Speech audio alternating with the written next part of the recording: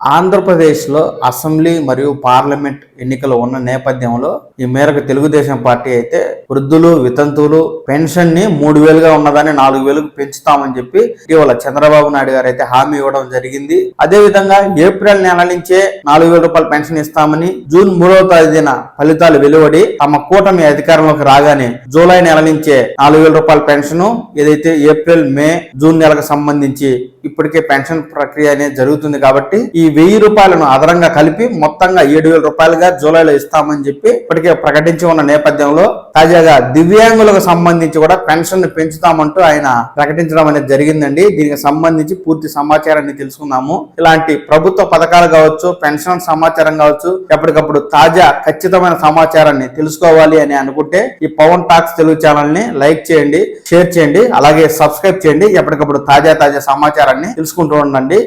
ఇక విషయంలోకి వెళ్తే, ఇప్పటికే రాష్ట్రంలో పెన్షన్ పెంపుపై ప్రకటన చేసిన తెలుగుదేశం పార్టీ తాజాగా దివ్యాంగులకు సంబంధించి పెన్షన్ కూడా పెంచుతామంటూ హామీ ఇవ్వడం అనేది జరిగిందండి. ఈ మేరకు ఎంఆర్పిఎస్ అధ్యక్షుడు మందకృష్ణ మాదిగ గారు వికలాంగుల బృందంతో చంద్రబాబు నాయుడు గారిని కలిసి ఈ మేరకు విజ్ఞాపన పత్రం అనేది అందివ్వడం జరిగింది. ఈ మేరకు దివ్యాంగులు తమ సమస్యలపై మొరపెడుతూ సీఎం జగన్మోహన్ రెడ్డి గారు 500 రూపాయలు మాత్రమే పెన్షన్ పెంచి 3,000 రూపాయలు మాత్రమే ఇస్తూ ఉన్నారని, అవి తమకు ఏమాత్రం సరిపోవడం లేదని వారు ఓపోవడం అనేది జరిగింది. రాష్ట్రం ఇప్పటికే అప్పుల కుప్పగా మారిందని, 13 లక్షల కోట్ల రూపాయల అప్పుల్లో కూరుకుపోయిందని, అయినప్పటికీ వికలాంగుల సమస్యలను బాధలను దృష్టిలో ఉంచుకుని వికలాంగుల పెన్షన్ ని 6,000 రూపాయలకు పెంచుతామంటూ ఆయన వికలాంగులకు హామీ ఇవ్వడం అనేది జరిగిందండి.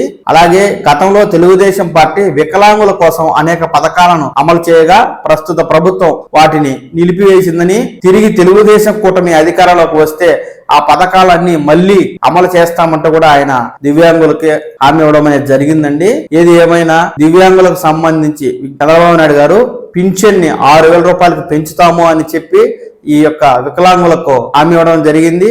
ఏది ఏమైనా కూటమి అధికారంలోకి వస్తే గనక ఇక మీదట దివ్యాంగులకు 6,000 రూపాయల పెన్షన్ అనేది అందుతుంది.